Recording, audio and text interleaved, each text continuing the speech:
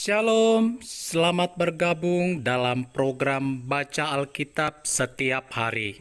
Saya berdoa semoga Bapak Ibu Saudaraku semua diberkati Tuhan melalui pendengaran dan perenungan firman Tuhan setiap hari.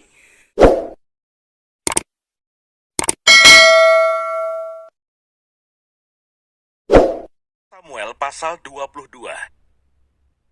Daud di Gua Adulam. Lalu Daud pergi dari sana dan melarikan diri ke Gua Adulam. Ketika saudara-saudaranya dan seluruh keluarganya mendengar hal itu, pergilah mereka ke sana mendapatkan dia. Berhimpunlah juga kepadanya setiap orang yang dalam kesukaran, setiap orang yang dikejar-kejar tukang piutang, setiap orang yang sakit hati. Maka ia menjadi pemimpin mereka.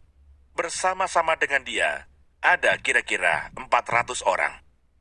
Dari sana Daud pergi ke Mispa di Moab, dan berkata kepada raja negeri Moab, "Izinkanlah ayahku dan ibuku tinggal padamu, sampai aku tahu apa yang dilakukan Allah kepadaku."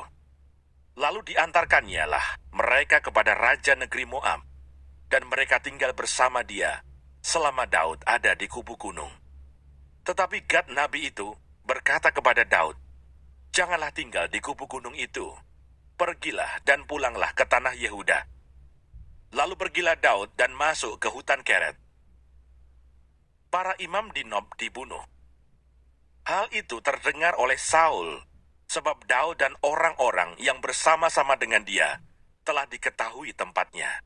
Adapun Saul ada di Gibea, sedang duduk di bawah pohon tamariska di bukit, dengan tombaknya di tangan, dan semua pegawainya berdiri di dekatnya.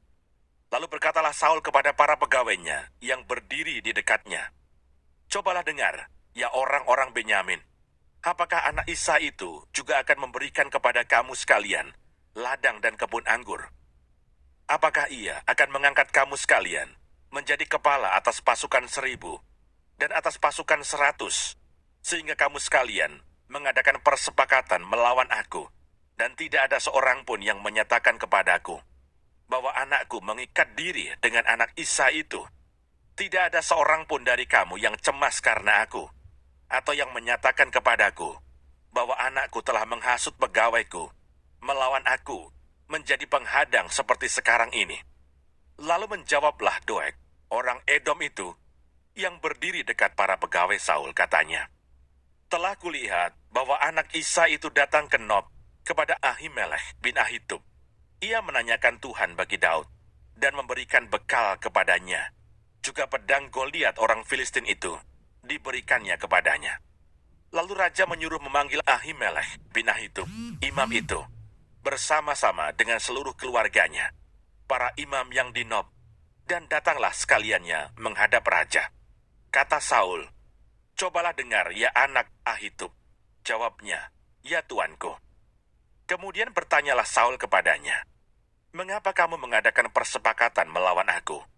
Engkau dengan anak Isa itu, dengan memberikan roti dan pedang kepadanya, menanyakan Allah baginya, sehingga ia bangkit melawan aku, menjadi penghadang seperti sekarang ini."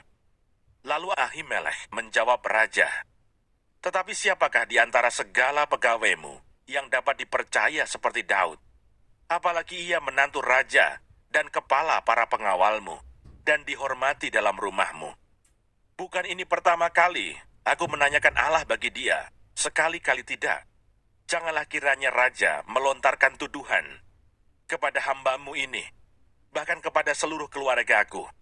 Sebab hambamu ini tidak tahu apa-apa tentang semuanya itu, baik tentang perkara kecil maupun perkara besar." Tetapi raja berkata, "Engkau mesti dibunuh, Ahimelech, engkau dan seluruh keluargamu." Lalu raja memerintahkan kepada bentara yang berdiri di dekatnya, "Majulah dan bunuhlah para imam Tuhan itu, sebab mereka membantu Daud. Sebab walaupun mereka tahu bahwa ia melarikan diri, mereka tidak memberitahukan hal itu kepadaku." Tetapi para pegawai raja tidak mau mengangkat tangannya untuk memarang imam-imam Tuhan itu. Lalu berkatalah raja kepada Doeg, "Majulah engkau dan paranglah para imam itu." Maka majulah Doeg, orang Edom itu, lalu memarang para imam itu. Ia membunuh pada hari itu 85 orang yang memakai baju efod dari kain lenan. Juga penduduk Nob, kota imam itu, dibunuh raja dengan mata pedang. Laki-laki maupun perempuan, kanak-kanak maupun anak yang menyusu, pula lembu, keledai, dan domba dibunuhnya dengan mata pedang. Tetapi seorang anak Ahimelech bin Ahitub, namanya Abiatar, luput.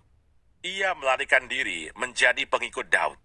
Ketika Abiatar memberitahukan kepada Daud bahwa Saul telah membunuh para imam Tuhan, berkatalah Daud kepada Abiatar, "Memang pada hari itu juga ketika Doeg orang Edom itu ada di sana, aku telah tahu bahwa pasti ia akan memberitahukannya kepada Saul.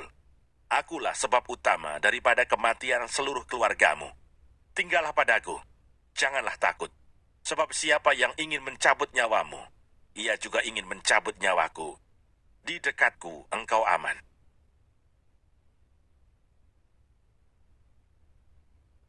1 Samuel pasal 23. Daud di Keila. Diberitahukanlah kepada Daud begini, "Ketahuilah, orang Filistin berperang melawan kota Keila dan menjarah tempat-tempat pengirikan." Lalu bertanyalah Daud kepada Tuhan, "Apakah aku akan pergi mengalahkan orang Filistin itu?" Jawab Tuhan kepada Daud, "Pergilah, kalahkanlah orang Filistin itu, dan selamatkanlah Keila." Tetapi orang-orang Daud berkata kepadanya, "Ingatlah, sedangkan di sini, di Yehuda, kita sudah dalam ketakutan. Apalagi kalau kita pergi ke Keila, melawan barisan perang orang Filistin." Lalu bertanya pula lah Daud kepada Tuhan, maka Tuhan menjawab dia firman-Nya, "Bersiaplah, pergilah ke Keila, sebab aku akan menyerahkan orang Filistin itu ke dalam tanganmu." Kemudian pergilah Daud dengan orang-orangnya ke Keila. Ia berperang melawan orang Filistin itu. Dihalonya ternak mereka, dan ditimbulkannya kekalahan besar di antara mereka. Demikianlah Daud menyelamatkan penduduk Keila. Ketika Abiatar bin Ahimelech melarikan diri kepada Daud ke Keila, ia turun dengan membawa efod di tangannya. Kepada Saul diberitahukan bahwa Daud telah masuk Keila. Lalu berkatalah Saul, "Allah telah menyerahkan dia ke dalam tanganku, sebab dengan masuk ke dalam kota yang berpintu dan berpalang, ia telah mengurung dirinya." Maka Saul memanggil seluruh rakyat, pergi berperang ke Keila, dan mengepung Daud dengan orang-orangnya. Ketika diketahui Daud bahwa Saul berniat jahat terhadap dia, berkatalah ia kepada Imam Abiatar, "Bawalah efod itu kemari."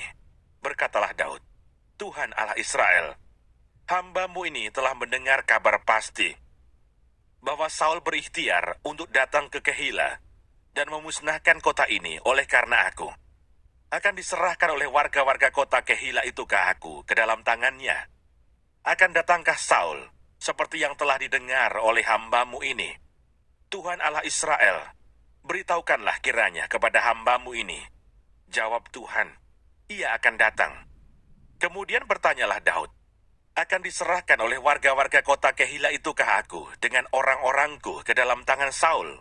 Firman Tuhan, "Akan mereka serahkan." Lalu bersiaplah Daud dan orang-orangnya, kira-kira 600 orang banyaknya. Mereka keluar dari Keila dan pergi kemana saja mereka dapat pergi.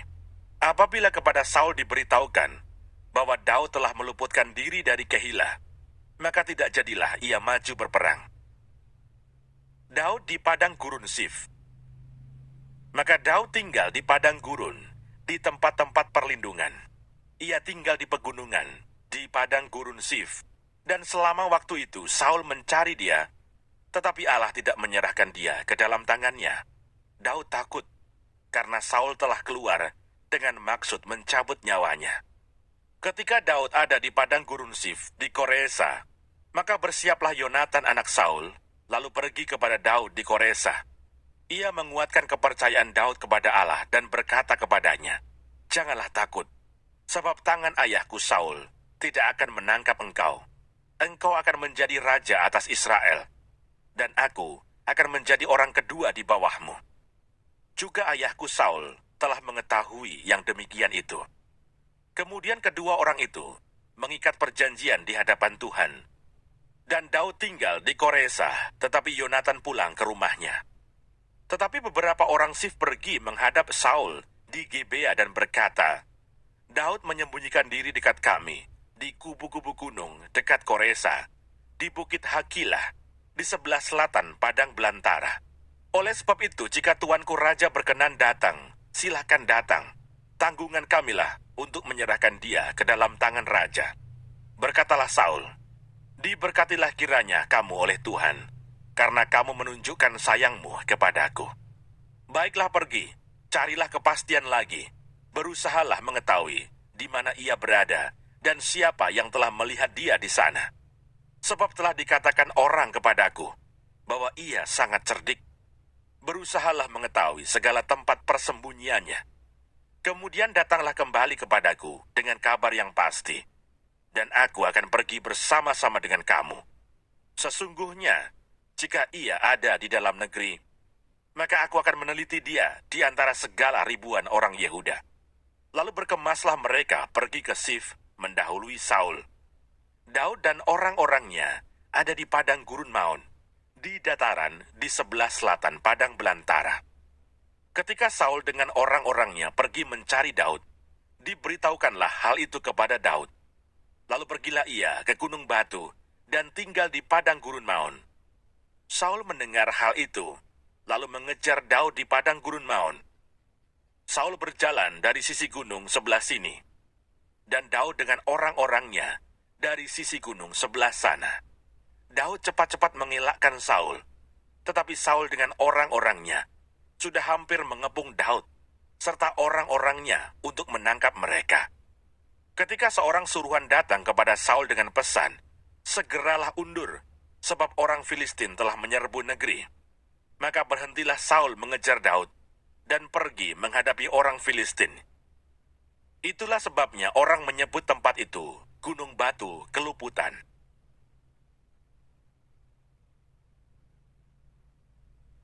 Satu Samuel pasal 24. Daud membiarkan Saul hidup. Daud pergi dari sana, lalu tinggal di kubu-kubu gunung di En-Gedi. Ketika Saul pulang, sesudah memburu orang Filistin itu, diberitahukanlah kepadanya demikian. Ketahuilah, Daud ada di padang gurun En-Gedi. Kemudian Saul mengambil 3.000 orang yang terpilih dari seluruh orang Israel, lalu pergi mencari Daud dan orang-orangnya di gunung batu kambing hutan. Ia sampai ke kandang-kandang domba di tepi jalan. Di sana ada gua, dan Saul masuk ke dalamnya untuk membuang hajat.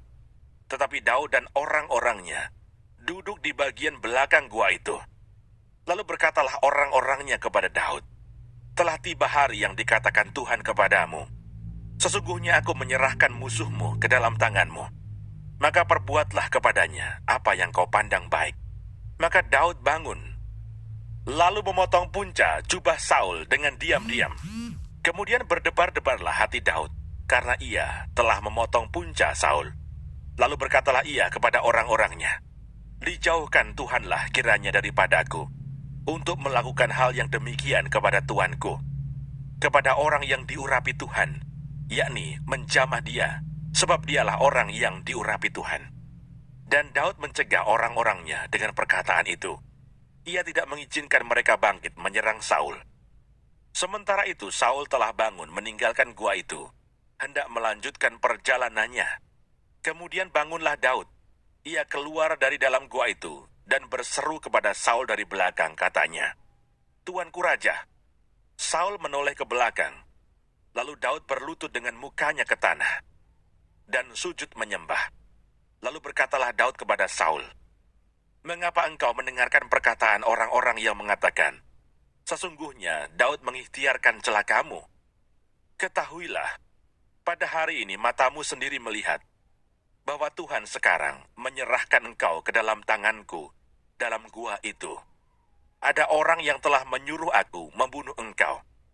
Tetapi aku merasa sayang kepadamu karena pikirku, aku tidak akan menjamah tuanku itu, sebab dialah orang yang diurapi Tuhan. Lihatlah dahulu ayahku, lihatlah kiranya punca jubahmu dalam tanganku ini. Sebab dari kenyataan bahwa aku memotong punca jubahmu dengan tidak membunuh engkau. Dapatlah kau ketahui dan kau lihat bahwa tanganku bersih daripada kejahatan dan pengkhianatan, dan bahwa aku tidak berbuat dosa terhadap engkau.